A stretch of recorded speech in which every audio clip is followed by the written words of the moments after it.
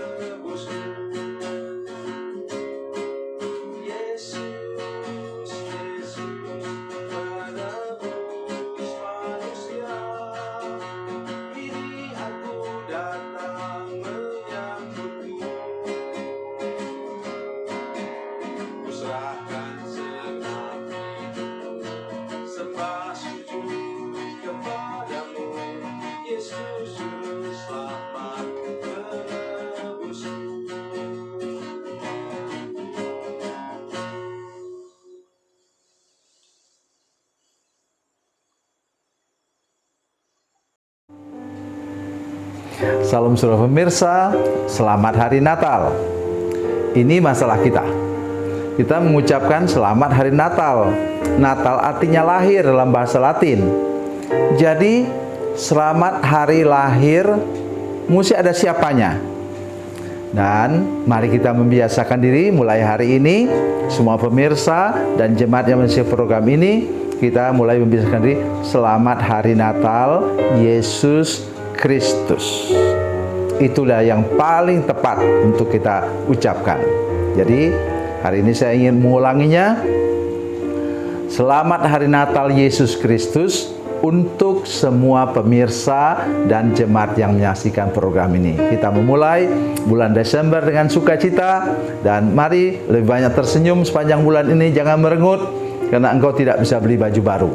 Ini masalah besar untuk hidup kita. Mari kita berdoa sebelum lebih jauh mendengarkan firman Tuhan ini.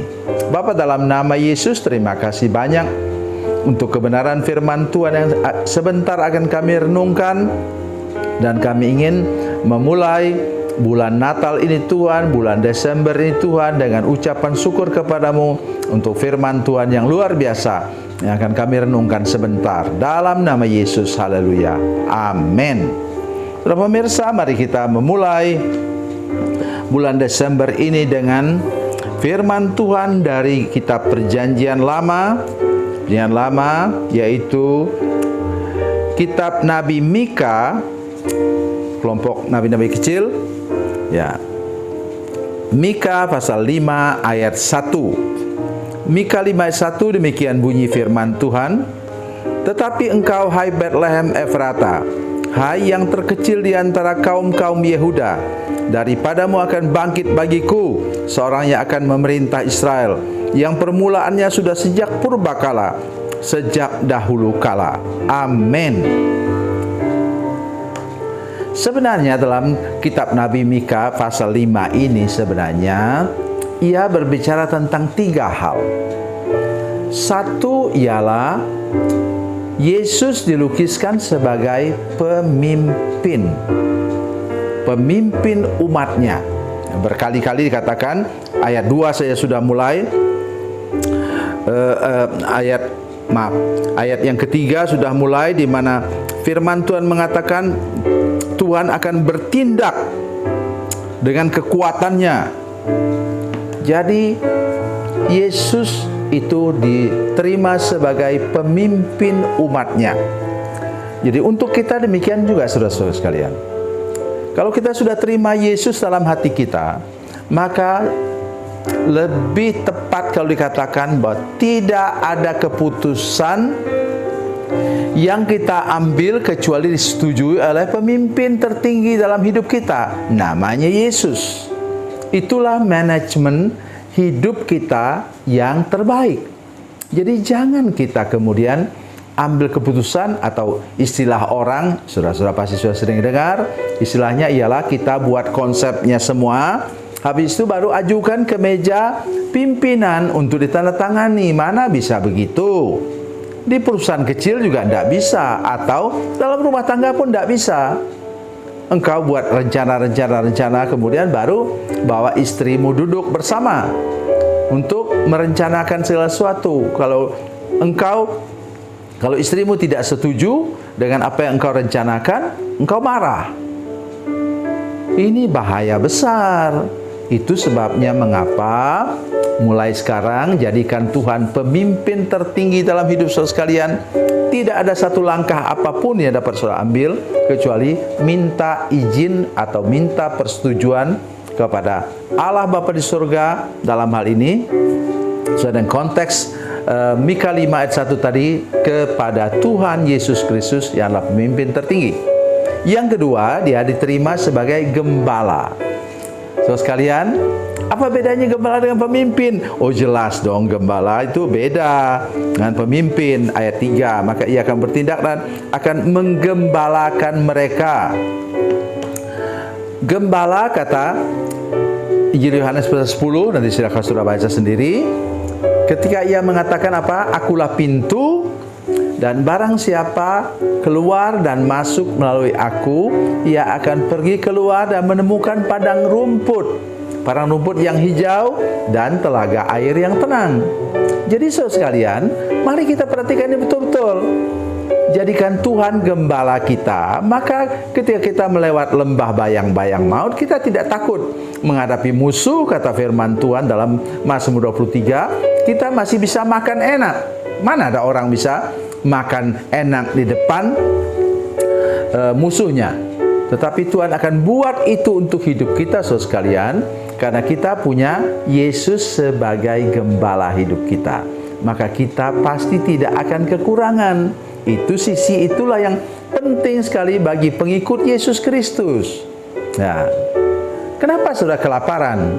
Kenapa sudah tidak beruntung hidupnya? Karena sudah malas bekerja. Oh, saudara sekalian, saya tegas-tegas katakan kepada saudara sekalian, firman Tuhan nanti baca sendiri. Itu 2 Tesalonika 3 ayat 10 mengatakan apa? Barang siapa tidak mau bekerja, janganlah ia makan. Kalau saudara tahu konteks firman Tuhan ini, saudara akan terkejut. Mengapa jemaat Tesalonika itu bertumbuh dalam penganiayaan, sehingga mereka sampai tidak bekerja karena mereka rajin berdoa minta supaya Tuhan cepat datang menolong mereka.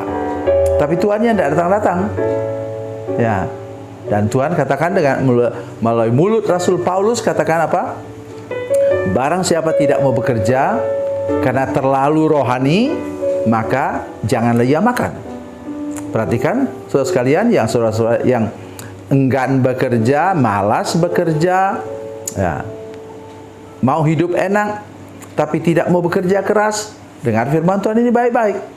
gembala itu tidak membiarkan saudara sekalian bermalas-malasan, tapi harus pergi sampai jauh mencari padang rumput dan kemudian sudah menjelang malam baru kembali. Itulah yang melewati lembah bayang-bayang maut tadi. Nah, yang ketiga ialah Dia Tuhan yang melepaskan dari kuasa kegelapan. Ini yang sangat jarang dikhotbahkan di hari Natal. Padahal inilah konteks dari tadi Mika 5 ayat Mika pasal 5 tadi. Jadi tolong saudara perhatikan betul bahwa Yesus datang untuk menghancurkan kuasa kegelapan, untuk menginjak kepala ular itu. Jadi saudara sekalian dengar baik apa yang saya katakan.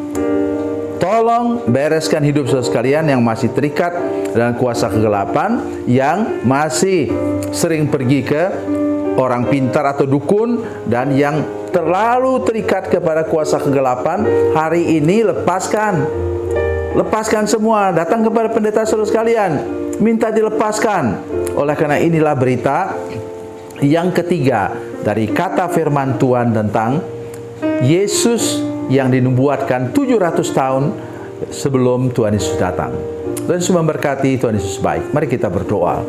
Bapa, dalam nama Yesus, terima kasih untuk firman Tuhan yang luar biasa ini. Tuhan, tolong kami untuk mau dipimpin oleh Tuhan. Tolong kami untuk mau digembalakan oleh Tuhan.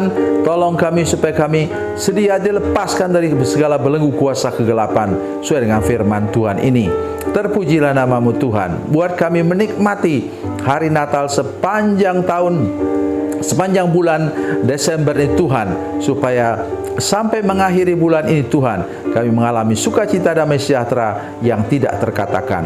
Dalam nama Yesus, haleluya, amin.